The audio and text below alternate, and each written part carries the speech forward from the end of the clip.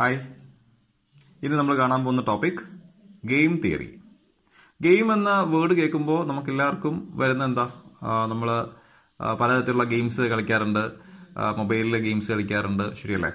ഒരു business പെർസ്പെക്റ്റീവിൽ game കൊണ്ട് ഉദ്ദേശിക്കുന്നത് രണ്ട് കമ്പനീസ് തമ്മിലുള്ള ഒരു കോമ്പറ്റീറ്റീവ് സിനാരിയോ വേണം. രണ്ടിലധികം കമ്പനീസ് ഉണ്ടാവാം. ഓക്കെ, അപ്പോൾ ഞാനിവിടെ ഒരു simple game indicates it's A competitive or it's a conflict or competition between two or more companies. Okay അല്ലേ? അപ്പോൾ എങ്ങനെയാണ് കമ്പനികൾ തമ്മിൽ മത്സരിക്കാറ്? അതൊരു ആരോഗ്യകരമായ മത്സരമാണ്. കമ്പനികൾ പരസ്പരം കോമ്പീറ്റ് ചെയ്യുന്നത് പലതരത്തിലുള്ള സ്ട്രാറ്റജീസ്, മാർക്കറ്റിംഗ് ടെക്നിക്സ് ഒക്കെ ഉപയോഗിച്ചുകൊണ്ട് അവരുടെ പ്രൊഡക്റ്റിനെ അല്ലെങ്കിൽ അവരുടെ ക്വാളിറ്റി സ്റ്റാൻഡേർഡ് കൂട്ടിയും മറ്റുമൊക്കെ അവർ ആ രീതിയിലാണ് അവർ പരസ്പരം കോമ്പീറ്റ് ചെയ്യാറ്. അത് വളരെ എത്തിക്കലായിട്ടുള്ള രീതികളിലൂടെയാണ്.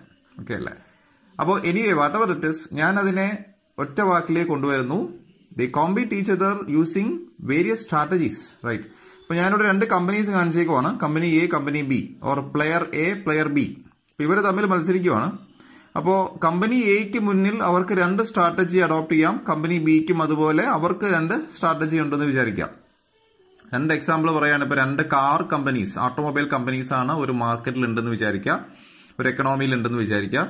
സോ അവർക്ക് മുമ്പുള്ള സ്ട്രാറ്റജീസ് എന്തൊക്കെയായിരിക്കാം? ഇപ്പോൾ കമ്പനി എ എന്ന് പറയുന്ന കമ്പനി അവർ ചെയ്യാൻ പോകുന്നത് ഒന്നുകിൽ അവരുടെ പ്രൊഡക്ട്സിന്, അവരുടെ കാറിന് എന്തെങ്കിലും ഡിസ്കൗണ്ട് വല്ലതും കൊടുക്കുക, അതൊരു സ്ട്രാറ്റജിയാണ്. അല്ലെങ്കിൽ അവരെ കാറിന് എന്തെങ്കിലും ഇൻഷുറൻസ് പ്രൊവൈഡ് ചെയ്യുക, ഫ്രീ ഇൻഷുറൻസ്, അവരുടെ കസ്റ്റമേഴ്സിന് ഫ്രീ ഇൻഷുറൻസ് കൊടുക്കുന്നു. അപ്പോൾ അത് മറ്റൊരു സ്ട്രാറ്റജിയാണ്. അവരുടെ കൂടുതൽ കസ്റ്റമേഴ്സിലേക്ക് അവരുടെ പ്രൊഡക്ട്സ് എത്തിക്കാനുള്ള അവരുടെ ഒരു സ്ട്രാറ്റജിയാണ്. അതേസമയം കമ്പനി ബിക്കും അവരുടേതായ പല സ്ട്രാറ്റജിയും അവർ അപ്ലൈ ചെയ്യും. ഓക്കെ അല്ലേ? അപ്പോൾ ഞാനിവിടെ ഇതിനെ മാത്തമാറ്റിക്കലി ഒരു റെപ്രസെന്റ് ചെയ്യുമ്പോൾ ഞാൻ എപ്പോഴും അസ്യൂം ചെയ്യുന്നത് കമ്പനി എ എന്ന് പറയുന്നത് വിച്ച് ഗെറ്റ്സ് ഗെയിൻസ്. ഓക്കെ അല്ലേ? കമ്പനി എ എന്ന് പറയുന്നത് എപ്പോഴും ഗെയിൻ ചെയ്യുന്ന കമ്പനിയും കമ്പനി ബി എന്ന് പറയുന്നത് വിച്ച് ഗെറ്റ്സ് ലോസ്. ഓക്കെ അല്ലേ? കമ്പനി ബി എന്ന് പറയുന്നത് എപ്പോഴും നഷ്ടം സംഭവിക്കുന്ന, നഷ്ടം കിട്ടിക്കൊണ്ടിരിക്കുന്ന, ആ ബിസിനസ്സിൽ അല്ലെങ്കിൽ ആ കോമ്പറ്റീഷനിൽ നിന്നും ലോസ് ഉണ്ടാവുന്ന കമ്പനിയാണെന്ന് ഞാൻ അസ്യൂം ചെയ്യുന്നു. ഓക്കെ അല്ലേ? അപ്പോൾ നിങ്ങൾ ആദ്യം മനസ്സിലാക്കേണ്ടത് എന്താണ് ഈ മെട്രിക്സ് കൊണ്ട് ഉദ്ദേശിക്കുക, എന്താണ് ഈ 6 ഉദ്ദേശിക്കുന്നത്?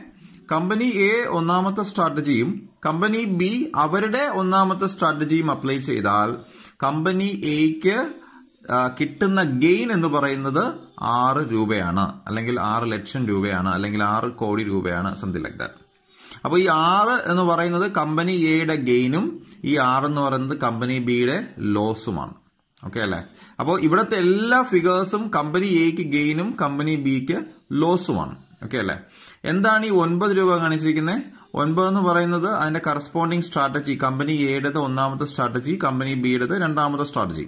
That means when company A adopt first strategy and company B adopt second strategy, company A gains 9 rupees or 9 lakh rupees, company B loss 9 rupees, something like that. Okay അല്ലേ? അപ്പോൾ എപ്പോഴും രണ്ട് കമ്പനീസ് കോമ്പീറ്റ് ചെയ്യുമ്പോൾ ഒരു കമ്പനിക്കായിരിക്കും എപ്പോഴും gain എന്ന് നമുക്ക് പറയാൻ പറ്റുമോ? ഇല്ല. പ്രാക്ടിക്കലി രണ്ട് കമ്പനിക്കും ലാഭവും നഷ്ടവും മാറി മാറി വരാം. ഓക്കെ അല്ലേ? അപ്പോൾ കമ്പനി എക്ക് നഷ്ടമാവുകയും കമ്പനി ബിക്ക് ഗെയിൻ ചെയ്യുന്ന സിനാരിയോ വരുമ്പോൾ നമ്മൾ ഒരു മൈനസ് ഇട്ട് കൊടുത്താൽ മതി. ഇവിടെ നെഗറ്റീവ് -8 എന്ന് പറഞ്ഞാൽ കമ്പനി എക്ക് രണ്ടാമത്തെ സ്ട്രാറ്റജിയും കമ്പനി ബി ഒന്നാമത്തെ സ്ട്രാറ്റജിയും അഡോപ്റ്റ് ചെയ്താൽ കമ്പനി എക്ക് -8 റുപ്പീസിന്റെ ഗെയിൻ ഉണ്ടാവും. -8 റുപ്പീസ് ഗെയിൻ ഉണ്ടാവും എന്ന് വായിക്കുമ്പോൾ that indicates it's a loss to company A. Company എക്ക് 8 രൂപയുടെ നഷ്ടം സംഭവിച്ചു എന്നുള്ളത് നമ്മൾ ഇവിടെ എങ്ങനെ എഴുതിക്കുന്നു? Company A gains -8 rupees. Okay അല്ലേ? അപ്പൊ കമ്പനി ബിക്ക് എന്താ? Company B gets a loss of -8 rupees. Company ബിക്ക് ഒരു -8 റുപ്പീസിന്റെ നഷ്ടം സംഭവിച്ചു എന്ന് പറഞ്ഞാൽ കമ്പനി ബിന് 8 രൂപ കിട്ടി എന്ന് തന്നെയാണ്. ഓക്കെ അല്ലേ? അപ്പൊ ഇതെല്ലാം ഒരു കോമ്പറ്റിറ്റീവ് ഫിഗേഴ്സ് ആണ്. ലാഭം നഷ്ടം എന്ന് പറയുന്നത് നമ്മൾ പഠിച്ചിട്ട് നമ്മൾ ഉദ്ദേശിക്കുന്ന ലാഭനഷ്ടമല്ല. ഇത് കമ്പനി എ ബിയും രണ്ട് കമ്പനീസേ അവിടെ ഉള്ളൂ. ഒരു പർട്ടിക്കുലർ മാർക്കറ്റ് സെഗ്മെന്റിൽ രണ്ട് കമ്പനീസേ ഉള്ളതായിട്ട് നമ്മൾ അസ്യൂം ചെയ്യുന്നു. അപ്പൊ കമ്പനി എന് കിട്ടുന്നതെല്ലാം കമ്പനി ബിക്ക് നഷ്ടമാകുന്നതാണ് എന്ന അർത്ഥത്തിലാണ് പറയുന്നത്. ഓക്കെ അല്ലേ? സോ ഇതാണ് ഒരു ഗെയിം തിയറിയുടെ ഒരു ബേസിക് പ്രോബ്ലം എന്ന് പറയുന്നത്, അല്ലെങ്കിൽ ബേസിക് ഒരു മെട്രിക്സ് എന്ന് പറയുന്നത്. അപ്പോൾ ഇതിൽ നിന്ന് നമ്മൾ പറയാൻ പോകുന്ന കാര്യങ്ങളാണ്. എന്താണ് 2% സീറോ സം ഗെയിം? ഇപ്പോൾ ഗെയിം എന്ന് പറയുന്നത് എപ്പോഴും 2 കമ്പനീസ് മാത്രമുള്ളതായിരിക്കുമോ? അല്ല. 3 കമ്പനീസ് ഉണ്ടെങ്കിൽ അവർ പരസ്പരം കോമ്പറ്റീഷൻ ഉണ്ട്, 4 ഉണ്ടെങ്കിൽ അവർ പരസ്പരം കോമ്പറ്റീഷൻ ഉണ്ട്. സോ അതെല്ലാം ഒരു കുറച്ചുകൂടെ കോംപ്ലക്സ് ഫിഗേഴ്സ് ആണ്. അപ്പോൾ നമ്മൾ ഏറ്റവും സിമ്പിൾ കേസ് എന്ന് പറയുന്നത് 2 പേഴ്സൺസ് ഗെയിമാണ്. എന്ന് പറഞ്ഞാൽ 2 കമ്പനീസ്, 2 പ്ലെയേഴ്സ് തമ്മിലുള്ള ഗെയിമാണ് നമ്മൾ ഈ പ്രോബ്ലത്തിൽ കാണാൻ പോകുന്നത്. എന്താണ് 2 പേഴ്സൺസ് സീറോ സം ഗെയിം എന്ന് പറഞ്ഞാൽ? ഇവിടെ കമ്പനി എക്ക് കിട്ടുന്ന ഫിഗർ എന്ന് പറയുന്നത് കമ്പനി ബിയുടെ ലോസ് ആണ്. ഓക്കെ അല്ലേ? So the gain of one player is equal to the loss of another player, then that game is called 2 person zero sum game. Okay അല്ലേ? ഇവിടെ ഞാനൊരു മൈനസ് കാണിച്ച എന്താ ഉദ്ദേശിക്കുന്നത്? മൈനസ് കണ്ടാൽ നമ്മൾ ഇത് എങ്ങനെ വായിക്കും? കമ്പനി എക്ക് -8 റുപ്പീസിന്റെ ലാഭം അല്ലെങ്കിൽ ഗെയിൻ ഉണ്ടായി എന്ന് പറഞ്ഞാൽ എന്താ? കമ്പനി എക്ക് 8 രൂപയുടെ നഷ്ടം സംഭവിച്ചു എന്ന് തന്നെയാണ്. ഓക്കെ അല്ലേ? കമ്പനി ബിക്ക് -8 നഷ്ടപ്പെടുക എന്ന് പറഞ്ഞാൽ കമ്പനി ബിന് 8 രൂപ കിട്ടിയെന്ന് തന്നെയാണ്. അപ്പൊ എപ്പോഴും നമ്മൾ കമ്പനി എ അല്ലെങ്കിൽ ഈ സൈഡിൽ കാണിക്കുന്ന പ്ലെയർ എന്ന് പറയുന്നത് the company or the player which gets gains. ഈ മുകളിൽ കാണിച്ചിരിക്കുന്ന കമ്പനി എന്തായിരിക്കും? Which gets losses. ഇത് മറന്നു പോകരുത്. ഓക്കെ അല്ലേ? അപ്പൊ ഞാൻ ഇവിടെ വരച്ചിരിക്കുന്നത് ഒരു 2x2 ഗെയിമാണ്. ഓക്കെ അല്ലേ? എന്താണ് ഈ 2x2 എന്ന് പറഞ്ഞാൽ? 2 കമ്പനിക്കും 2 വീതം സ്ട്രാറ്റജീസ് മാത്രമേ ഉള്ളൂ. ഓക്കെ അല്ലേ? ഇതൊരു സിമ്പിൾ കേസ്. അങ്ങനെ തന്നെ പറഞ്ഞല്ലോ. നമുക്ക് 3x3 ഗെയിം കാണാൻ പോകുന്നുണ്ട്, 4x3 ഗെയിം, അങ്ങനെ എങ്ങനെ വേണോ ആ മെട്രിക്സ് വരാം. ഓക്കെ അല്ലേ? നമ്പർ ഓഫ് റോസും നമ്പർ ഓഫ് കോളംസും. ഓക്കെ അല്ലേ? അപ്പോൾ ഇനി നമ്മൾ പറയാൻ പോകുന്നത് ഒരു പ്രോബ്ലം ആണ്. അതായത് ഇതൊരു പ്രോബ്ലമാണ്. ഇവിടെ company A, company B. Okay അല്ലേ? കമ്പനി എക്ക് 3 സ്ട്രാറ്റജി അഡോപ്റ്റ് ചെയ്യാം, കമ്പനി ബിക്കും 3 സ്ട്രാറ്റജി അഡോപ്റ്റ് ചെയ്യാം. So it's A 3x3 game, 3x3 game ആണ്. അതായത് ഓരോ കമ്പനിക്കും 3 വീതം സ്ട്രാറ്റജീസ് അഡോപ്റ്റ് ചെയ്യാൻ പറ്റും. ഓക്കെ അല്ലേ? അപ്പോ ഇതിൽ കമ്പനി എ ഇതിലേത് സ്ട്രാറ്റജി അഡോപ്റ്റ് ചെയ്യണം, കമ്പനി ബി ഇതിലേത് സ്ട്രാറ്റജി അഡോപ്റ്റ് ചെയ്യണം, ഇതാണ് നമ്മുടെ ക്വസ്റ്റ്യൻ. ഓക്കെ അല്ലേ? എന്താണ് ഈ 20 ഉദ്ദേശിക്കുന്നത്? കമ്പനി എ ഒന്നാമത്തെ സ്ട്രാറ്റജിയും കമ്പനി ബി ഒന്നാമത്തെ സ്ട്രാറ്റജിയും അഡോപ്റ്റ് ചെയ്താൽ കമ്പനി എക്ക് 20 രൂപ കിട്ടും, കമ്പനി ബിക്ക് 20 രൂപ പോകും. അല്ലേ? അപ്പോ കമ്പനി എയുടെ ഒന്നാമത്തെ സ്ട്രാറ്റജി അഡോപ്റ്റ് ചെയ്താൽ കിട്ടാവുന്ന ഫിഗേഴ്സ് എന്തൊക്കെയാ? കിട്ടാവുന്ന ഗെയിൻസ് എന്തൊക്കെയാണ്? ഒന്നുകിൽ 20 ഓർ 15 ഓർ 22. ഓക്കെ അല്ലേ? അപ്പോ ഇതിൽ മിനിമം വരുന്ന ഫിഗർ ഏതാ? Minimum it is 15. ആ 15 ഞാനിവിടെ എഴുതി. ഓക്കെ അല്ലേ? എന്താണ് ഈ 15ന്റെ സിഗ്നിഫിക്കൻസ്? കമ്പനി എ ഒന്നാമത്തെ സ്ട്രാറ്റജി അഡോപ്റ്റ് ചെയ്താൽ മിനിമം 15 രൂപയുടെ ഗെയിൻ എങ്കിലും ഉണ്ടാകും. കാര്യം മിനിമം 15ന്റെ താഴെ പോയിട്ടുണ്ടോ ഇവിടുത്തെ ഫിഗേഴ്സ്? അല്ല, ഇവിടുത്തെ എല്ലാം 15നേക്കാളും മുകളിലതോ 15 ആയിട്ടുള്ള ഫിഗേഴ്സ് ആണ്. അപ്പോൾ കമ്പനി എയുടെ അനാലിസിസ് ഇങ്ങനെയാണ്: ഒന്നാമത്തെ സ്ട്രാറ്റജി അഡോപ്റ്റ് ചെയ്താൽ it will get at least 15 rupees as gain. Okay. അതേപോലെ കമ്പനി എ രണ്ടാമത്തെ സ്ട്രാറ്റജി അഡോപ്റ്റ് ചെയ്താൽ മിനിമം ഗെയിൻ എത്രയായിരിക്കും? മിനിമം ഇതിലെ 3ലെ മിനിമം എത്രയാ? 35. ഇവിടുത്തെ മിനിമം ഏതാ? മൂന്നാമത്തെ strategy minimum it is 18. Company B ഒന്നാമത്തെ സ്ട്രാറ്റജി അഡോപ്റ്റ് ചെയ്താലോ മിനിമം എത്രയായിരുന്നു? കമ്പനി ബിയുടെ ആസ്പെക്ട് തിരിച്ചാണ്. കമ്പനി ബിയുടെ ഒന്നാമത്തെ സ്ട്രാറ്റജി അഡോപ്റ്റ് ചെയ്താൽ ഒന്നുകിൽ 20 രൂപ പോകും, അല്ലെങ്കിൽ 35 രൂപ നഷ്ടമാകും, അല്ലെങ്കിൽ 18 രൂപ നഷ്ടമാകും. സോ ഈ ഫിഗേഴ്സ് എല്ലാം കമ്പനി ബിയുടെ ലോസ് ആണ്. ഓക്കെ അല്ലേ? അപ്പൊ കമ്പനി ബിയുടെ അനാലിസിസ് എന്ന് പറഞ്ഞാൽ ഇതിലെ മാക്സിമം ലോസ് ആണ് ഇവിടെ എടുത്തെഴുതേണ്ടത്. ഓക്കെ അല്ലേ? സോ കമ്പനി ബി ഒന്നാമത്തെ സ്ട്രാറ്റജി അഡോപ്റ്റ് ചെയ്താൽ അതിന്റെ മാക്സിമം ഫിഗർ, മാക്സിമം ലോസസ് 35. രണ്ടാമത്തെ സ്ട്രാറ്റജി കമ്പനി ബി അഡോപ്റ്റ് ചെയ്താൽ മാക്സിമം എത്രയായിരിക്കും? Maximum loss it is 45. Then മൂന്നാമത്തെ ആണെങ്കിൽ ഇതിലെ മാക്സിമം എത്രയാ? 40. ഓക്കെ അല്ലേ? സോ ഇതെല്ലാം മിനിമം ഗെയിനും ഇതെല്ലാം മാക്സിമം ലോസും ആണ്. ഓക്കെ അല്ലേ? അപ്പോൾ കമ്പനി എയുടെ അനാലിസിസ് എന്ന് പറയുന്നത് ഒന്നാമത്തെ സ്ട്രാറ്റജിയിൽ നിന്ന് മിനിമം 15 രൂപ കിട്ടും, 2ൽ നിന്ന് 35 കിട്ടും, 3ൽ നിന്ന് 18 കിട്ടും. ഇതെല്ലാം മിനിമം ഗെയിൻ ആണ്. ഓക്കെ അല്ലേ? ഈ മിനിമം ഗെയിനിലെ മാക്സിമം ഫിഗർ ഏതാ? It is 35. ഓക്കെ അല്ലേ? അപ്പൊ ഈ 35നെ ഞാൻ വിളിക്കുന്ന പേരാണ് it is known as Maximin value. Maximin value. ഇതിന്റെ എക്സ്പാൻഷൻ ഇങ്ങനെയാണ്: മാക്സിമം എമംഗ് മിനിമം ഗെയിൻസ് എന്നുള്ളതാണ്. മാക്സിമം എമംഗ് മിനിമം ഗെയിൻ, അതാണ് മാക്സിമിൻ വാല്യൂ. ഓക്കെ അല്ലേ? അപ്പോ കമ്പനി ബിയുടെ അനാലിസിസ് നോക്കാം. കമ്പനി ബിയുടെ താഴെ ഓരോ സ്ട്രാറ്റജിയുടെയും താഴെ ഞാൻ മാക്സിമം ലോസ് എഴുതിയിട്ടുണ്ട് അല്ലെ? ഈ മാക്സിമം ലോസ് മിനിമം ആകാനല്ലേ നമ്മൾ ആഗ്രഹിക്കുക. അപ്പോൾ ഇതെല്ലാം മാക്സിമം കമ്പനിക്ക് വരാൻ ചാൻസ് ഉള്ള മാക്സിമം ലോസ് ആണ്. അതിൽ മിനിമം ഏതാ? That is this 35. ഓക്കെ അല്ലേ? സോ ഈ 35നെ വിളിക്കുന്ന പേരാണ് minimax value. Minimax value. Okay അല്ലേ? അപ്പോൾ ഇനി നമ്മുടെ ആൻസറിലേക്ക് വരുന്നു. സോ കമ്പനി എയുടെ അനാലിസിസിൽ കമ്പനി എയുടെ മാക്സിമം വാല്യൂ 35 ആണ്. ഈ 35 കിടക്കുന്ന എവിടെയാ? വേണ്ട ഈ 35 ആണ് അല്ലേ? ഈ 35 നേരെയുള്ള കമ്പനി എയുടെ സ്ട്രാറ്റജി ഏതാ? Second strategy. That means company A can adopt second strategy. Company A രണ്ടാമത്തെ സ്ട്രാറ്റജി അഡോപ്റ്റ് ചെയ്യുന്നതാണ് അവർക്ക് ഏറ്റവും നല്ലത്. ഓക്കെ അല്ലേ? ബി നോക്കുമ്പോൾ ബിയുടെ എല്ലാ നഷ്ടങ്ങൾ എഴുതി വെച്ചിരിക്കുന്നത് അല്ലേ? അപ്പോൾ ഇതിൽ മാക്സിമം നഷ്ടങ്ങൾ എഴുതി വെച്ചിട്ടുണ്ട്. അതിലെ മിനിമം എന്ന് പറയുന്നത് 35 ആണ്. അതിന്റെ കറസ്പോണ്ടിങ് സ്ട്രാറ്റജി ഏതാ?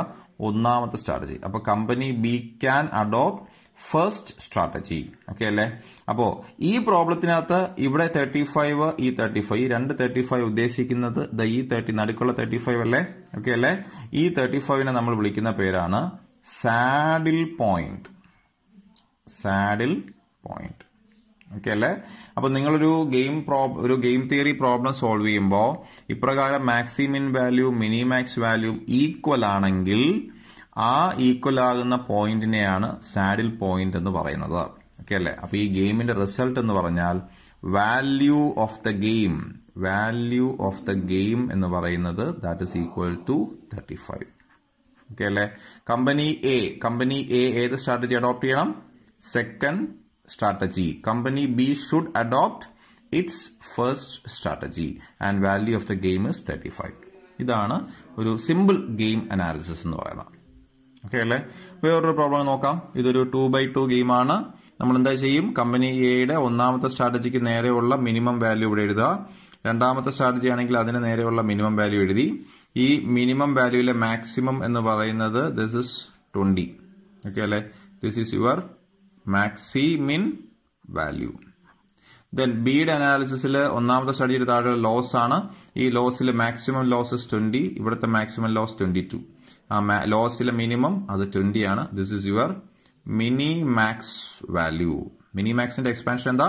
Minimum among maximum losses. What is maximin? Maximum among minimum gains. Okay അല്ലേ?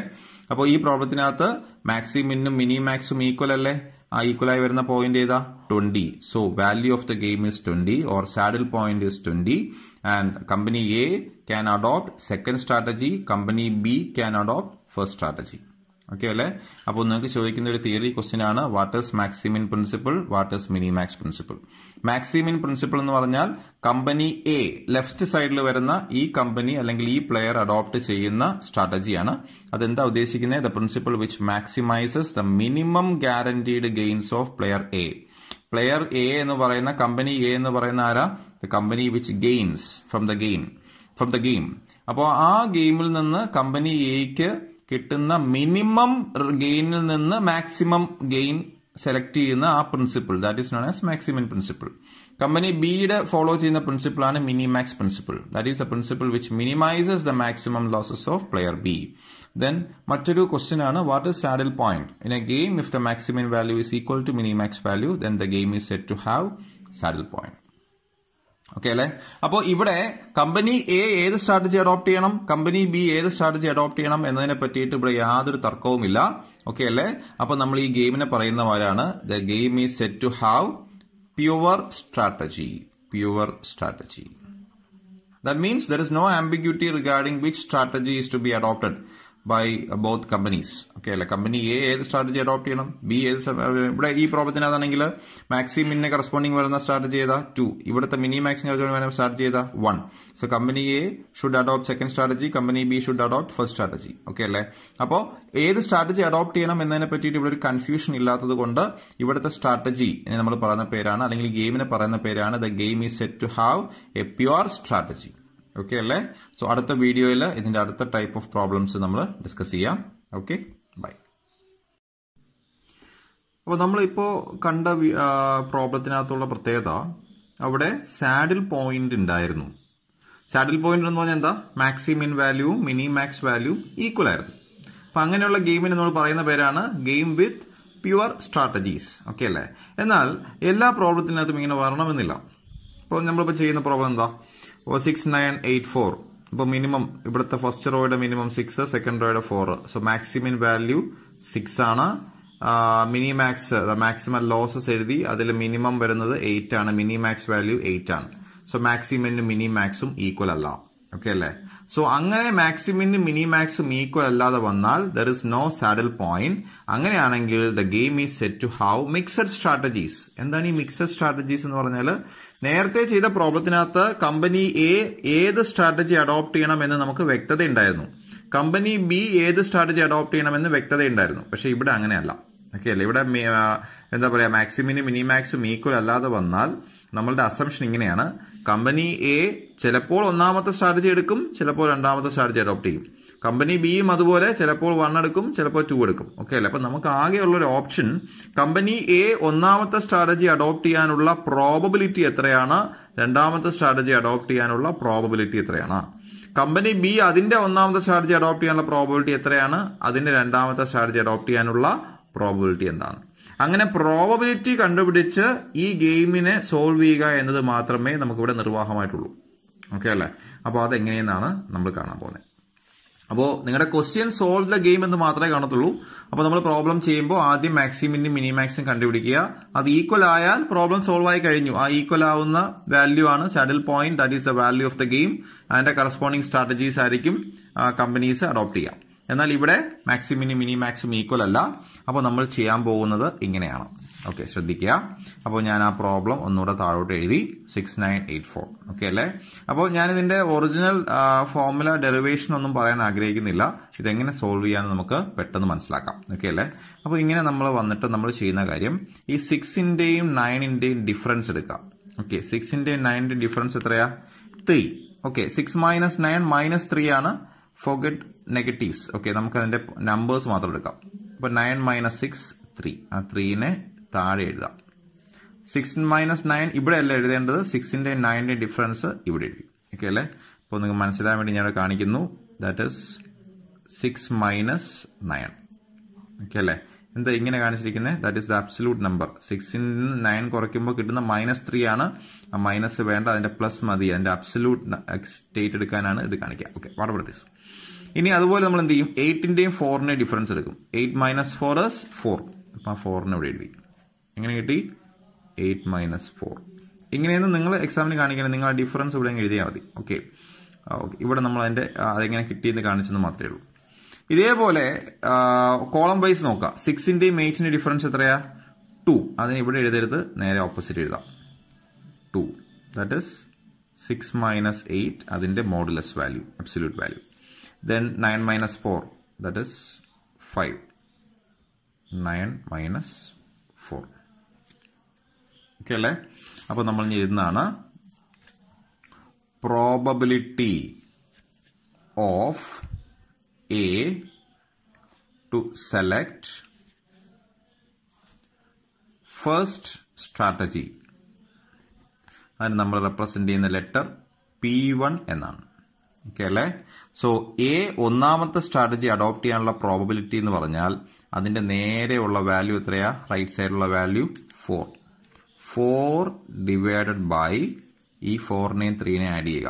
4 + 3. So answer is 4/7. ഓക്കെ അല്ലേ. അപ്പൊ നമ്മൾ എന്താ ചെയ്തത്? ആദ്യം 6ന്റെയും 9ന്റെയും ഡിഫറൻസ് ഇവിടെ എഴുതി, 8ന്റെയും 4ന്റെയും ഡിഫറൻസ് ഇവിടെ എഴുതി, 6ന്റെയും 8ന്റെയും ഡിഫറൻസ് ഇവിടെ എഴുതി, 9ന്റെയും 4ന്റെയും ഡിഫറൻസ് ഇവിടെ എഴുതി. ഇത് നമ്മൾ ആദ്യം ചെയ്തു. ഓക്കെ അല്ലേ. ഇനി P1 കണ്ടുപിടിച്ചു. What is P1? Probability of A to adopt its first strategy. അതിന് നേരെയുള്ള വാല്യൂ 4. 4 ഡിവൈഡ് ബൈ ഇതിനെ സം ചെയ്യുക, 4 + 3. ഇതുപോലെ probability of A to adopt second strategy, അത് നമ്മൾ എങ്ങനെ റെപ്രസെന്റ് ചെയ്യാം? P2 എന്ന് റെപ്രസെന്റ് ചെയ്യാം അല്ലെ. അപ്പോൾ ഈ രണ്ടാമത്തെ സ്ട്രാറ്റജിയുടെ നേരെയുള്ള വാല്യൂ എത്രയാ? 3. സോ 3 ഡിവൈഡ് ബൈ 3 + 4 അല്ലെങ്കിൽ 4 + 3 എല്ലാം ഒന്ന് തന്നെയാണ്. 3 + 4 that is equal to 3/7. Okay അല്ലേ. ഇനി പ്രോബബിലിറ്റി ഓഫ് ഇനി ബിയുടെ കാര്യം എടുക്കണം അല്ലേ. സോ ദാറ്റ് ഈസ് എഴുതാം probability of B to select first strategy. അതിനെ നമ്മൾ Q1 എന്നാണ് റെപ്രസെന്റ് ചെയ്യുക. Q1. ഓക്കെ അല്ലേ. സോ Q1 എന്ന് പറഞ്ഞാൽ ബി അതിന്റെ ഒന്നാമത്തെ സ്ട്രാറ്റജി അഡോപ്റ്റ് ചെയ്യാനുള്ള പ്രോബബിലിറ്റി. എങ്ങനെ ചെയ്യാം? അതിന് നേരെ താഴെയുള്ള വാല്യൂ ഏതാ? 5. സോ 5 ഡിവൈഡ് ബൈ ഈ തന്നെ സം ചെയ്യുക 5 plus 2. So answer is 5/7.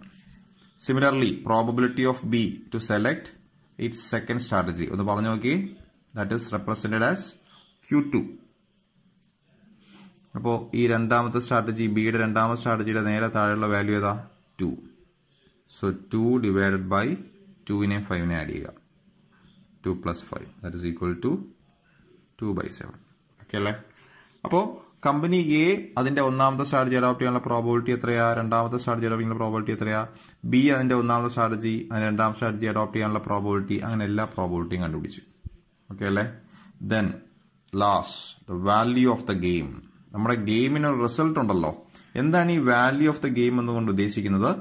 നമ്മുടെ ഗെയിം വഴി നമ്മുടെ പ്ലെയേഴ്സ്, ഇപ്പൊ കമ്പനി എയ്ക്കാണെങ്കിൽ കിട്ടുന്ന നെറ്റ് ഗെയിൻ എത്രയാണ്, കമ്പനി ബിക്കാണെങ്കിൽ നഷ്ടമാവുന്ന നെറ്റ് ലോസ് എത്രയാണ്. ഓക്കെ അല്ലെ? ഇപ്പൊ വാല്യൂ ഓഫ് ദ ഗെയിം എന്ന് പറയുന്നത് ഒരു ഓപ്റ്റിമം കേസാണ്. That is the maximum gain for or the assured gain for company A. It's a minimum loss for company B, whatever it is. Okay അല്ലേ? അപ്പോൾ ആ വാല്യൂ ഓഫ് ദ ഗെയിം ആണ് ഏറ്റവും പ്രധാനപ്പെട്ട കാര്യം. സോ ആ വാല്യൂ ഓഫ് ദ ഗെയിം കണ്ടുപിടിക്കുന്നത് ഈ കേസിൽ ഈ പറഞ്ഞ P1, P2, Q1, Q2 എല്ലാം കണ്ടുപിടിച്ചതിന് ശേഷം വാല്യൂ ഓഫ് ദ ഗെയിം കാണുന്നത് ശ്രദ്ധിച്ചു നോക്കുക.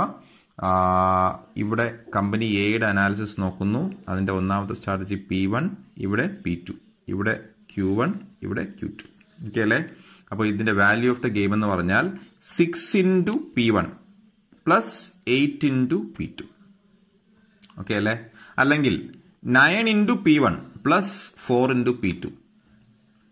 അല്ലെങ്കിൽ 6 into Q1 plus 9 into Q2. അല്ലെങ്കിൽ 8 into Q1 plus 4 into Q2. ഈ 4 ഫോമുല ഉപയോഗിച്ചാൽ കിട്ടുന്ന ആൻസർ സെയിം ആയിരിക്കും. ഓക്കെ അല്ലേ? അപ്പോൾ ഞാൻ കൂടുതൽ കൺഫ്യൂസ് ചെയ്യുന്നില്ല. നമുക്ക് ഏതെങ്കിലും ഒരു ഫോമിലെങ്കിലും പഠിക്കാം. ഓക്കെ അല്ലേ? അപ്പോൾ നിങ്ങൾ ആ 2/2 ഗെയിമിൽ ഫസ്റ്റ് കോളത്തിലെ വാല്യൂസ് നോക്കുക. 6ഉം 8ഉം ആണ് ഇവിടെ വന്നിട്ടുള്ളത്. അതിന്റെ കറസ്പോണ്ടിങ് വരുന്ന ഇവിടുത്തെ പ്രോബിലിറ്റി P1, ഇവിടുത്തെ പ്രോബിലിറ്റി P2. ഓക്കെ, സോ ഞാൻ എഴുതുന്നു 6 into P1 plus 8 into P2. 6 into P1 plus 8 into P2. So that is equal to 6 into P1 value നമ്മൾ നേരത്തെ കണ്ടുപിടിച്ചിട്ടുണ്ട് 4/7 plus 8 into P2 value 3/7. Okay അല്ലേ? So answer is 6 4 24 24/7 plus 8 3 24 24/7. So that is equal to 24 plus 24 48 48/7. Okay അല്ലേ? So answer is 7 എന്ന് കിട്ടും. 7 അല്ല 6 point something എന്ന് കിട്ടും. ഓക്കെ, അപ്പോൾ 48/7 ഇത്രയും റുപ്പീസ് ആണ് കമ്പനി എക്ക് നെറ്റ് ഗെയിൻ ആയിട്ട് കിട്ടുക. That is the net loss of company B. Okay അല്ലേ? സോ ഇതാണ് ഒരു മിക്സഡ് സ്ട്രാറ്റജി വരുന്ന പ്രോബ്ലം നമ്മൾ സോൾവ് ചെയ്യുന്നത്. ഓക്കെ അല്ലേ? അപ്പോൾ ഏതൊരു പ്രോബ്ലം കിട്ടിയാലും നിങ്ങൾ ആദ്യം ചെയ്യേണ്ടത് മാക്സിമം മിനി മാക്സിമം കണ്ടുപിടിക്കുക എന്നുള്ളതാണ്.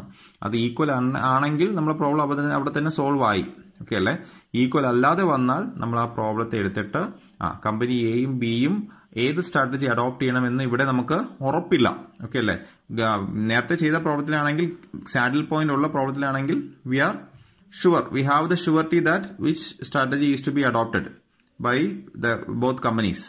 എന്നാൽ ഇവിടെ നമുക്ക് ആ ഉറപ്പില്ല. Maximum value is not equal to minimax. അങ്ങനെയാണെങ്കിൽ the game is set to have mixed strategy.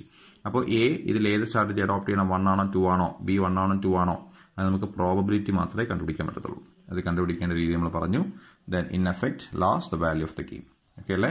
ഓർക്കുക, ഈ ഗെയിമിന്റെ 2/2 ഗെയിം ആണെങ്കിൽ ആദ്യത്തെ കോളത്തിൽ വരുന്ന 2 വാല്യൂസ് അതിന്റെ കറസ്പോണ്ടിങ് P1 P2. ഓക്കെ അല്ലേ? So 6 into P1 plus 8 into P2. അല്ലെങ്കിൽ നിങ്ങൾ എക്സാം ഹാളിൽ 4 ഫോമുല ഉപയോഗിക്കാം.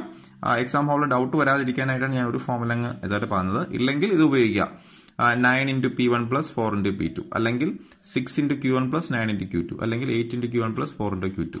ഓക്കെ അല്ലേ? ഈ വാല്യൂ ഓഫ് ദ ഗെയിം നമ്മൾ കണ്ടുപിടിക്കുന്നത് it is equal to the net gain of A that is equal to net loss of B എന്നുള്ള കോൺസെപ്റ്റ് വെച്ചിട്ടാണ്. ഓക്കെ അല്ലേ? സോ ഇങ്ങനെയാണ് നമ്മൾ ഈ പ്രോബ്ലം സോൾവ് ചെയ്യുന്നത്. ഓക്കെ അല്ലേ? അപ്പൊ ഇപ്പൊ നമ്മൾ കണ്ടത് ഒരു 2/2 ഗെയിം എങ്ങനെ സോൾവ് ചെയ്യാം എന്നുള്ളതാണ്. ഓക്കെ അല്ലേ?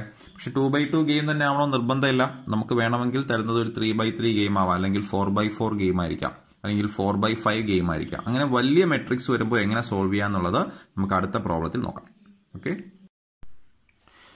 അങ്ങനെയാണെങ്കിൽ നമ്മുടെ തന്നിരിക്കുന്ന മെട്രിക്സ്, അതായത് ഗെയിം തിയറിയിൽ സോൾവ് ചെയ്യേണ്ട മെട്രിക്സ് ഒരു ലാർജർ മെട്രിക്സ് ആണ് എന്ന് വിചാരിക്കാം. ലാർജർ മെട്രിക്സ് എന്ന് പറഞ്ഞാൽ ഒരു 2x2 മെട്രിക്സിനേക്കാളും, അതായത് 2 റോ 2 കോളം എന്ന് പറയുന്ന ഒരു സിമ്പിൾ റോ ആണ് ഒരു മെട്രിക്സ് ആണ് നമ്മൾ നേരത്തെ കണ്ടത്. അതെങ്ങനെ സോൾവ് ചെയ്യുന്നു നമ്മൾ പഠിച്ചു. ഓക്കെ അല്ലേ?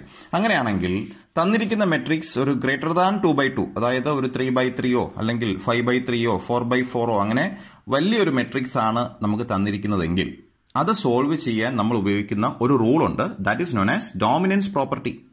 അതായത് നമ്മളിപ്പോൾ ഇതൊരു മെട്രിക്സ് ആണല്ലോ, ഇതൊരു ഗെയിം തിയറിയുടെ പ്രോബ്ലം ആണ്. ഓക്കെ അല്ലേ? ഇവിടെ എ എന്ന് പറയുന്ന കമ്പനിക്ക് 4 സ്ട്രാറ്റജിയും ബി എന്ന് പറയുന്ന കമ്പനിക്ക് 4 സ്ട്രാറ്റജിയും ഉണ്ട്. ഓക്കെ അല്ലേ? അപ്പോൾ ഇവിടെ ഈ 4 സ്ട്രാറ്റജീസിലും പലതും നമുക്ക് ഡിലീറ്റ് ചെയ്യാൻ പറ്റും. ദാറ്റ് മീൻസ് ഇതിൽ ചില റോയും ചില കോളംസും നമുക്ക് ഡിലീറ്റ് ചെയ്യാൻ പറ്റുന്നതായിരിക്കും. ആ ഡിലീറ്റ് ചെയ്യേണ്ട റോയിനെ അല്ലെങ്കിൽ കോളത്തിനെ പറയുന്ന പേരാണ് റിഡൻഡന്റ് റോ ഓർ കോളം. അപ്പൊ എന്തിന്റെ ബേസിൽ നമുക്കത് ഡിലീറ്റ് ചെയ്യാം? ഓക്കെ അല്ല, അതിന്റെ ബേസിക് കോൺസെപ്റ്റ് ഞാൻ പറയുന്നില്ല, പക്ഷെ നമുക്ക് ആ റൂൾ നമുക്ക് നേരെ പഠിക്കാം. ഡോമിനൻസ് പ്രോപ്പർട്ടി ഫോർ റോസ്, അതായത് ഇവിടെ നമ്മൾ 2 റോ കമ്പയർ ചെയ്യുവാണ്. ഒന്നാമത്തെ റോയിലെ വാല്യൂസ് എല്ലാം അതിന്റെ രണ്ടാമത്തെ റോയിലെ വാല്യൂവിനേക്കാളും വലുതാണെന്ന് വിചാരിക്കാം. ഓക്കെ അല്ലേ? ഇപ്പോൾ ഫോർ എക്സാമ്പിൾ, ഇപ്പോൾ 6 2നേക്കാളും വലുതല്ലേ, 2 - 1നേക്കാളും വലുതല്ലേ, 4 1നേക്കാളും വലുതല്ലേ, പക്ഷെ 8 12നേക്കാളും ചെറുതാണ്. ഓക്കെ അല്ലേ? അപ്പോൾ അത് പറ്റത്തില്ല. പക്ഷെ സപ്പോസ് ഈ ഒരു കോളം ഇല്ലെന്ന് വിചാരിച്ചോ. ഈ ഒരു കോളം ഇല്ലെങ്കിൽ ഫസ്റ്റ് 2 റോ നോക്കുക. 6 > 2, 6 is greater than 2, 2 is greater than -1, 4 is greater than 1 എന്ന് പറഞ്ഞാൽ ഇവിടെ വലിയ റോ ചെറിയ റോയിനെ ഡോമിനേറ്റ് ചെയ്യുന്നു എന്ന് പറയാം. That means the smaller row can be deleted. എന്താണ് ഇതിന്റെ ബേസിക് റൂൾ എന്ന് പറഞ്ഞാൽ, ഒന്നാമത്തെയും രണ്ടാമത്തെയും സ്ട്രാറ്റജി നോക്കുമ്പോൾ അതിൽ വരുന്ന മിനിമം വാല്യൂ, ദാറ്റ് മീൻസ് അതായത് ഇവിടുത്തെ റിട്ടേൺസ് നോക്കുകയാണെങ്കിൽ ഇവിടുത്തെ ഓരോ റിട്ടേണും അതിന്റെ രണ്ടാമത്തെ സ്ട്രാറ്റജിയുടെ റിട്ടേണിനേക്കാളും കൂടുതലാണ്. അപ്പോൾ ഒരു കാരണം വെച്ചാലും കമ്പനി രണ്ടാമത്തെ സ്ട്രാറ്റജി ഓപ്റ്റ് ചെയ്യേണ്ട കാര്യമില്ല എന്നുള്ളതാണ് ബേസിക് പ്രിൻസിപ്പിൾ. അതൊരു നമ്മളൊരു ബേസിക് നോളജ് ആണല്ലേ.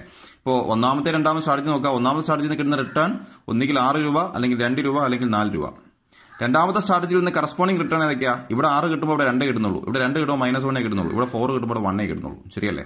അപ്പോൾ എല്ലാ അർത്ഥത്തിലും ഒന്നാമത്തെ സ്ട്രാറ്റജി രണ്ടാമത്തെ സ്ട്രാറ്റജിനേക്കാളും ഡോമിനേറ്റ് ചെയ്യുന്നുണ്ട്. ഓക്കെ അല്ലേ? അപ്പോൾ ഇതൊരു റൂളായിട്ട് പറയുന്നു, നിങ്ങൾ 2 റോ കമ്പയർ ചെയ്യുമ്പോൾ ഒരു റോ മറ്റൊരു റോയിലെ കറസ്പോണ്ടിങ് വാല്യൂവിനേക്കാളും വലുതാണെങ്കിൽ ആ ചെറിയ റോയിനെ നമുക്ക് ഡിലീറ്റ് ചെയ്യാം. This is the dominance property four rose.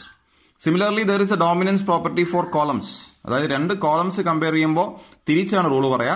2 columns compare ചെയ്യുമ്പോൾ ഒരു കോളത്തിലെ വാല്യൂ മറ്റൊരു കോളത്തിലെ വാല്യൂവിനേക്കാളും വലുതാണെങ്കിൽ ചെറിയ കോളമാണ് ഡോമിനേറ്റ് ചെയ്യുന്നത്. ദാറ്റ് മീൻസ് ആ വലിയ കോളത്തെ നമുക്ക് ഡിലീറ്റ് ചെയ്യാം. ഓക്കെ അല്ലേ? ഇതിന്റെ ബേസിൽ നമുക്കൊരു പ്രോബ്ലം സോൾവ് ചെയ്യാം. ഇതാണൊരു ക്വസ്റ്റ്യൻ. ഇവിടെ നമ്മൾ നോക്കുകയാണ്, എക്ക് 4 സ്ട്രാറ്റജി, ബിക്ക് 4 സ്ട്രാറ്റജി. നമ്മൾ സോൾവ് ചെയ്യാൻ പറഞ്ഞേക്കുവാണ് using dominance property. Dominance property വെച്ചാണ് നമ്മൾ സോൾവ് ചെയ്യേണ്ടത്. അപ്പോൾ എനിവേ നമുക്ക് നോക്കാം. നമ്മൾ ആദ്യം നിങ്ങൾ ചെക്ക് ചെയ്യേണ്ടത് ഇതിന്റെ മാക്സിമിനും മിനി മാക്സും കണ്ടുപിടിക്കുക. സോ ഇവിടെ മാക്സിമിൻ 3 ഒരേ വാല്യൂ ഉണ്ട് അല്ലേ, 2 2 2, മിനി മാക്സ് 3. എനിവേ മാക്സിമിനും മിനി മാക്സും ഈക്വൽ അല്ല. ഓക്കെ അല്ലേ? സോ നമുക്കത് ഒരു പ്യുവർ സ്ട്രാറ്റജി അല്ല. There is no saddle point. Okay, അപ്പോൾ നമ്മൾ എന്ത് ചെയ്യുന്നു വെച്ചാൽ ഈ ഡോമിനൻസ് പ്രോപ്പർട്ടി അപ്ലൈ ചെയ്ത് ഈ മെട്രിക്സിനെ ചെറുതാക്കാൻ പറ്റുമോ നോക്കാം. അപ്പോൾ നമുക്ക് നോക്കുമ്പോൾ ഈ മെട്രിക്സ് നമ്മൾ നോക്കുമ്പോൾ കോളം 4 4ാമത്തെ കോളത്തിലെ വാല്യൂസ് നോക്കുക, 3ാമത്തെ കോളത്തിലെ വാല്യൂസ് നോക്കാം. ഓക്കെ അല്ലേ? ഇവിടെ 8 ആണ്, ഇവിടെ 4 ആണ്, ഇവിടെ 12 ആണ്, 1 ആണ്, 9 3 10 6. അപ്പോൾ ഇവിടുത്തെ വാല്യൂസ് എല്ലാം ഇവിടുത്തെ കറസ്പോണ്ടിങ് വാല്യൂവിനേക്കാളും വലുതാണ്. അങ്ങനെയാണെങ്കിൽ നമ്മളെ റൂൾ എന്താണ്? വലിയ കോളം നമുക്ക് ഡിലീറ്റ് ചെയ്യാം, ചെറിയ കോളമാണ് ഡോമിനേറ്റ് ചെയ്യുന്നത്. അപ്പോൾ നമ്മൾ അടുത്ത മെട്രിക്സ് വരയ്ക്കുമ്പോൾ ഈ കോളം വരയ്ക്കണ്ട, പകരം ഈ 4ാമത്തെ കോളത്തെ നമുക്ക് ഡിലീറ്റ് ചെയ്യാം, 3ാമത്തെ കോളം വരച്ചാൽ മതി. ഓക്കെ അല്ലേ? അപ്പോൾ നമ്മൾ ഇങ്ങനെ കിട്ടും. ഓക്കെ അല്ലേ? സോ ഇവിടുത്തെ 4ാമത്തെ സ്ട്രാറ്റജിയുടെ കറസ്പോണ്ടിങ് വാല്യൂസ് എല്ലാം ഡിലീറ്റ് ചെയ്തു. ഓക്കെ അല്ലേ? ഇവിടുത്തെ സ്ട്രാറ്റജി കറക്റ്റ് നമ്പർ ചെയ്യുക, 1 2 3, ഇവിടെ 1 2 3. 4th സ്ട്രാറ്റജി ആ കറസ്പോണ്ടിങ് കോളം ഡിലീറ്റ് ആയിപ്പോയി. ഇനി നമ്മൾ നോക്കുമ്പോൾ ഫൈൻ, നമുക്ക് ചെക്ക് ചെയ്ത് നോക്കാം. അപ്പോൾ ഇത് നിങ്ങൾക്ക് ഓരോരുത്തർക്കും ആദ്യം റോ നോക്കണമോ അല്ലെങ്കിൽ ആദ്യം കോളം നോക്കണമോ അങ്ങനെയൊന്നുമില്ല. ഇപ്പോൾ ഈ കഴിഞ്ഞ പ്രോബ്ലത്തിൽ നമ്മൾ ഇപ്പോൾ ചെയ്തുകൊണ്ടിരിക്കുന്ന പ്രോബ്ലത്തിൽ ഞാൻ ആദ്യം കോളം കമ്പയർ ചെയ്തു, കോളംസ് കമ്പയർ ചെയ്തപ്പോൾ റിലേഷൻ കണ്ടുപിടിച്ചു. നിങ്ങൾക്ക് വേണമെങ്കിൽ റോസ് കമ്പയർ ചെയ്യാം. ഇങ്ങനെ വേണോ, ഒന്നുകിൽ റോ നോക്കുക, കോളം നോക്കുക, ഏതെങ്കിലും ഒന്ന് റിലേഷൻ കിട്ടും. ഓക്കെ അല്ലേ? ഇവിടെ ഇപ്പോൾ കോളം റോ റിലേഷൻ നോക്കിയാൽ ഇപ്പോൾ തേർഡ് റോ ഇവിടെ 5 > 2 3 ഇവിടെ പറ്റില്ല. ഫസ്റ്റ് റോയും ഫോർത്ത് റോയും നോക്കാം. ഫസ്റ്റ് റോയിൽ ഇവിടെ 6 5 2 2 4 6 8 10 കറക്റ്റ്. അപ്പോൾ ഫസ്റ്റ് റോയും ഫോർത്ത് റോയും നോക്കുമ്പോൾ ഫസ്റ്റ് റോയിലെ വാല്യൂസ് എല്ലാം ഫോർത്ത് റോയിലെ വാല്യൂവിനേക്കാളും വലുതോ ഈക്വലോ ആണ്. ഓക്കെ അല്ലേ? അങ്ങനെയാണെങ്കിൽ അങ്ങനെ വന്നിട്ടുണ്ട്. ഫസ്റ്റ് റോയിൽ ഇവിടെ 6 ഇവിടെ 5 ഇവിടെ 2 2 4 6 8 10. അപ്പോൾ ഇവിടുത്തെ വാല്യൂസ് എല്ലാം ഓക്കെ. ഇവിടെ റിലേഷൻ നമുക്ക് പറ്റില്ല. കാര്യം ഇവിടെ 4ഉം 6ഉം അല്ലേ, അവിടെ പറ്റില്ല. ദെൻ ഇവിടെ ഓക്കെ, എനിക്കൊന്ന് റോ വൈസ് റിലേഷൻ ഒന്നും കാണുന്നില്ല.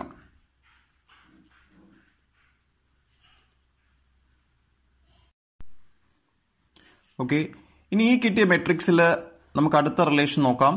സോ ഇവിടെ നമ്മൾ കമ്പയർ ചെയ്യുമ്പോൾ റോ 1ഉം റോ 2ഉം നോക്കാം.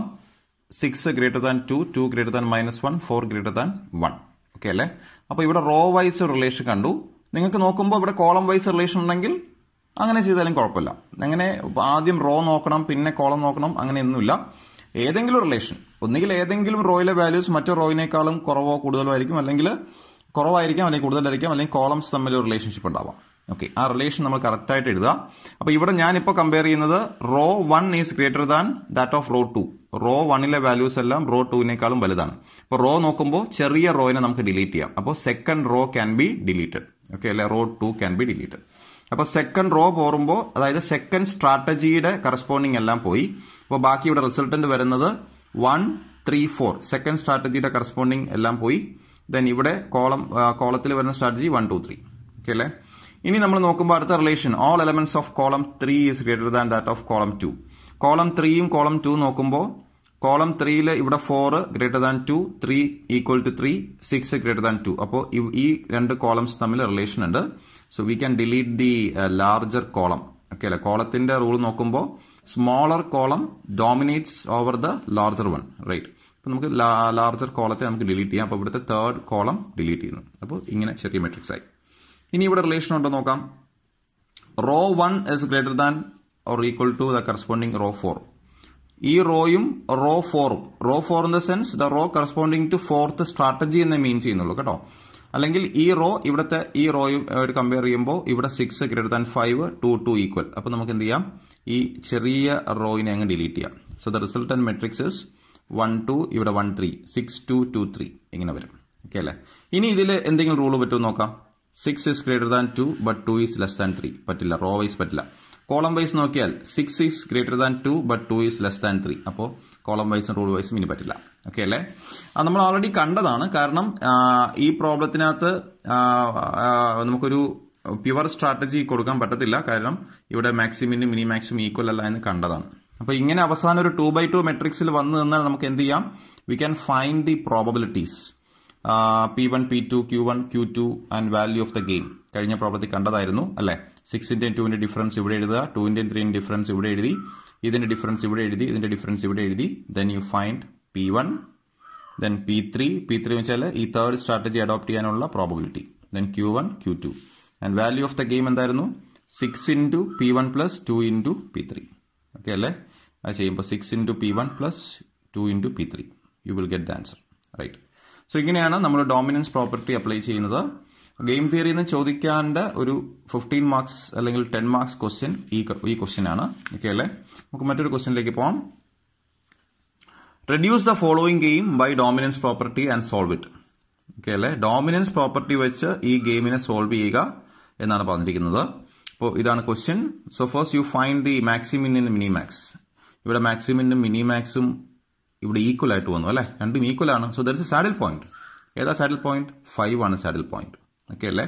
So value of the game is 5. So players are to select ഈ 5ന്റെ കറസ്പോണ്ടിങ് സ്ട്രാറ്റജി ചെയ്താ ഇവിടുത്തെ കമ്പനി ഈ മൂന്നാമത്തെ സ്ട്രാറ്റജി തേർഡ് സ്ട്രാറ്റജി അപ്ലൈ ചെയ്യുക. ഇവിടുത്തെ കമ്പനി ബി എന്ന് പറയുന്ന സ്ട്രാറ്റജി അപ്ലൈ ചെയ്യുക. അപ്പോൾ ഇവിടെ പ്രോബ്ലം സോൾവ് ആയി. ഓക്കെ അല്ലേ? അപ്പോൾ ഈ ക്വസ്റ്റ്യനിൽ എടുത്തു പറഞ്ഞിട്ടുണ്ട് we have to solve it by dominance property. Dominance property വെച്ച് സോൾവ് ചെയ്യണം തന്നെ പറഞ്ഞിട്ടുണ്ട്. ഓക്കെ അല്ലേ? സോ നമുക്കിവിടെ ആൻസർ ആയി കഴിഞ്ഞു, but we have to prove it using dominance property. അപ്പോൾ നമുക്ക് ഡോമിനൻസ് പ്രോപ്പർട്ടി അപ്ലൈ ചെയ്യാം. അപ്പോൾ ഡോമിനൻസ് പ്രോപ്പർട്ടി നോക്കുമ്പോൾ ഇതാണ് ക്വസ്റ്റ്യൻ.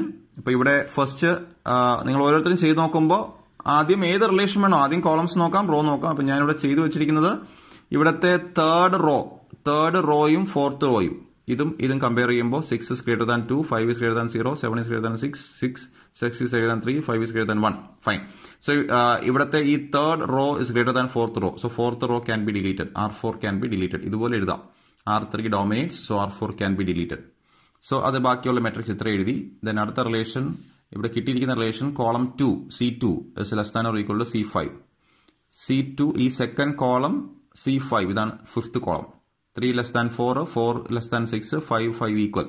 അപ്പോൾ ഈ കോളത്തെക്കാളും ചെറുതോ ഈക്വലോ ആണ്. അപ്പോൾ നമുക്ക് വലിയ കോളം ഡിലീറ്റ് ചെയ്യാം. So fifth column can be deleted. So അടുത്ത മെട്രിക്സ് ഇങ്ങനെ വന്നു. അതിൽ കണ്ട relation column 1 is greater than column 4. ഈ ഫസ്റ്റ് കോളം ഈ ഫോർത്ത് കോളമായിട്ട് നോക്കുമ്പോൾ 1 is less than 7, 3 is less than 5, 6 equal. Fine. So fourth column can be deleted. C4 can be deleted. ഇതുപോലെ എഴുതി പോവാ. ഇതുപോലെ സൈഡിൽ കാണിച്ചിരിക്കുന്ന ഏത് റോ ആണ് ഡിലീറ്റ് ചെയ്യുന്നത്, അതിന്റെ കാരണം ഏതാണ്, ഏതൊക്കെ കോളംസ് കമ്പയർ ചെയ്തപ്പോഴാണ് നമുക്ക് ആ ഡോമിനൻസ് പ്രോപ്പർട്ടി കിട്ടിയത്, റൂള് കിട്ടിയത് നോക്കുക. ദെൻ ഫൈനലി കിട്ടിയത് ഇങ്ങനെ മെട്രിക്സ് ആയിരുന്നു. ഇതിൽ second row third row compare ചെയ്യുക. Third row 6 is greater than 3, 5 is greater than 4, 7 is greater than 1. So ഇവിടെ R3 dominates. സോ സെക്കൻഡ് റോയിൽ വലിയ റോ ഡോമിനേറ്റ് ചെയ്യും, ചെറുത് ഡിലീറ്റ് ചെയ്യുക. So R2 can be deleted. അപ്പോൾ ബാക്കി വന്ന മെട്രിക്സ് ഇങ്ങനെയായിരുന്നു. ഇവിടെ 1, 2 ഇല്ല, 2 ഡിലീറ്റ് ആയി, 3 A B C. ഓക്കെ അല്ലേ? സോ ഇവിടെ ഫസ്റ്റ് കോളവും തേർഡ് കോളവും കമ്പയർ ചെയ്യുമ്പോൾ 1 is less than 2, 6 is less than 7. അപ്പോൾ ഈ കോളം വലുതാണ്, ആ കോളത്തെ ഡിലീറ്റ് ചെയ്യുക. C3 can be deleted. Then ഒരു 2x2 മെട്രിക്സ് വന്നു. ഇനി നമുക്ക് റിലേഷൻ ഉണ്ടോ? ഉണ്ട്. ഇവിടുത്തെ റോ 1 റോ 3 നോക്കുക. അതായത് ഈ റോയും ഫസ്റ്റ് റോയും സെക്കൻഡ് റോയും നോക്കുക. 1 is less than 6, 3 is less than 5. അപ്പോൾ എന്ത് ചെയ്യാം? ഈ ചെറിയ റോയിനെ ഡിലീറ്റ് ചെയ്യാം. So row 1 can be deleted. So this is 6 and 5 രണ്ട് വാല്യൂസേ ഉള്ളൂ. അപ്പോൾ ഇവിടെ ഒരു റോയും 2 കോളമേ ഉള്ളൂ അല്ലേ? So first column is less than greater than second column. അതായത് ഇവിടുത്തെ ഫസ്റ്റ് കോളം വാല്യൂ എന്താ? 6 is greater than 5, റൈറ്റ് അല്ലേ? അപ്പോൾ കോളം വൈസ് നോക്കുമ്പോൾ വലിയ കോളം ഈ എ എന്ന് പറയുന്ന ഒന്നാമത്തെ കോളമാണ്, അത് നമുക്ക് ഡിലീറ്റ് ചെയ്യാം. So the final value is 5. അതിന് കറസ്പോണ്ടിങ് സ്ട്രാറ്റജി ഏതാ? ഇവിടുത്തെ കമ്പനി തേർഡ് സ്ട്രാറ്റജിയും മുകളിലത്തെ കമ്പനി ബി എന്ന് പറയുന്ന strategy. Value of the game is 5 and optimum strategies of the companies R third strategy and ഇവിടുത്തെ സ്ട്രാറ്റജിയുടെ പേര് ബി എന്നാണ്, ബി എന്ന് പറയുന്ന സ്ട്രാറ്റജി. ഓക്കെ അല്ലേ? സോ ഇങ്ങനെയാണ് ഗെയിം തിയറിയുടെ പ്രോബ്ലം സോൾവ് ചെയ്യുന്നത്. ഇതൊരു കേരള യൂണിവേഴ്സിറ്റിയുടെ പ്രീവിയസ് ക്വസ്റ്റ്യൻ ആണ്, 15 marks. ഓക്കെ അല്ലേ?